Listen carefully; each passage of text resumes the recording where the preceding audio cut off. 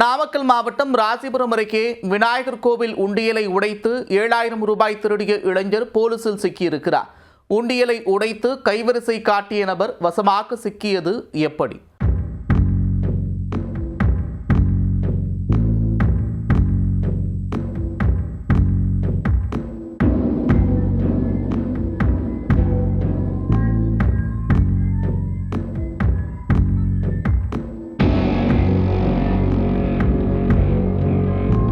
கோவில் உண்டிகளை உடைத்து காணிக்கையை திருடக்கூடிய பகீர் காட்சிகள்தான் இது. திட்டமிட்டு இரும்பு ராடுடன் வந்து கைவரிசை காட்டிய திருடன் போலீசில் சிக்கியதன் பின்னணி என்ன?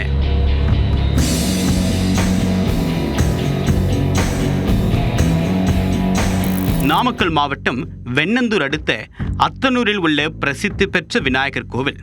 கடந்த சில நாட்களுக்கு முன்பாக கோவில் வளாகத்தில் நுழைந்த மர்ம நபர் ஒருவர் கோவில் உண்டியலில் கை வைத்துள்ளார்.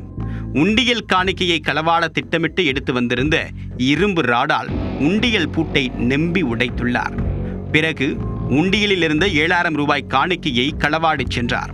மறுநாள் விடிந்து வழக்கம் போல் கோவிலுக்கு வந்த பூசாரி உண்டியல் உடைக்கப்பட்டு திறந்து கிடப்பதை பார்த்து உடைந்து போனார். சம்பவம் தொடர்பாக கோவில் நிர்வாகத்தினருக்கு தகவல் கொடுத்து சிசிடிவி காட்சி ஆதாரங்களுடன் வெண்ணந்தூர் காவல் நிலையத்தில் புகார் அளித்தனர். புகாரின் பேரில் வழக்கு பதிவு செய்த போலீசார் விசாரணையை தொடங்க அதில் விநாயகர் கோவில் உண்டியலில் கை வைத்த கிச்சிப்பாளையம் சுண்ணாம்பு சூளையை சேர்ந்த பரத்ராஜ் என்ற 19 வயது இளைஞரை கைது செய்தனர்.